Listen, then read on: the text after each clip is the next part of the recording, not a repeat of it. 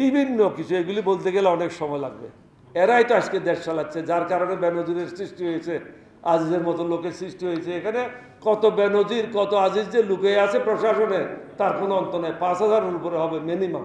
যে সমস্ত বাংলাদেশি বিশেষজ্ঞরা পৃথিবীর বিভিন্ন জায়গায় কাজ করত, তাদেরকে ইউএনডিপির ফান্ড দিয়ে বাংলাদেশে 2 মাসের ছুটিতে আনা হতো এবং তাদেরকে বিভিন্ন মন্ত্রণালয়ের সাথে কাজ করার জন্য সুযোগ সৃষ্টি করে দেওয়া হতো।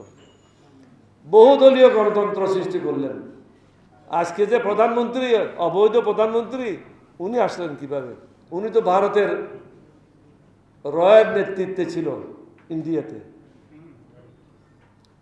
বঙ্গভবনে আমাকে টেলিফোন করলো ডক্টর কামাল হোসেন, উনি জীবিত আছেন এখন, সামাজ আজাদ সাহেব, যে একটা ডেলিগেশন বঙ্গবন্ধু আসতে চায়। তারপরে আপনাদের বিষয়বস্তু কি? বলে বিষয়বস্তু হলো বঙ্গবন্ধুর কন্যাকে বিদেশ থেকে নিয়ে আসা।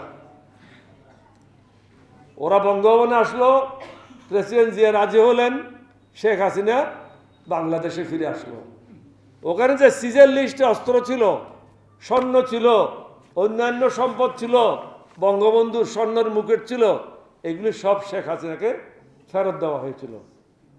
প্রেসিডেন্ট জিয়া মারার পরে তো তার ওখান থেকে কোনো স্বর্ণের মুকুট বাইর হয় নাই, কোনো অস্ত্রও বাইর হয় নাই, কোনো টাকা পয়সাও বাইর হয় নাই। এখানে বিশ্ববিদ্যালয়ের শিক্ষকেরা আছেন, উনি ডেপুটি চিফ থাকার সময় একটা প্লট নিয়েছিলেন জাহাঙ্গীরনগর ইউনিভার্সিটির ওখানে, শিক্ষকদের জন্য একটা হাউজিং সোসাইটি হয়েছিল, ওখানে উনি 5 কাঠা জায়গা নিয়েছিলেন। রাষ্ট্রপতি হওয়ার পরে উনি আমাকে বললেন, জনগণ তো আমাকে সমগ্র বাংলাদেশ দিয়ে দিয়েছে, এখন জাহাঙ্গীরনগর বিশ্ববিদ্যালয়ে 5 কাঠা জায়গা নিয়ে আমি কি করব? ওই চিঠির মাধ্যমে জাহাঙ্গীরনগর বিশ্ববিদ্যালয়ের 5 কাঠার প্লট ফিরিয়ে দেওয়া হলো।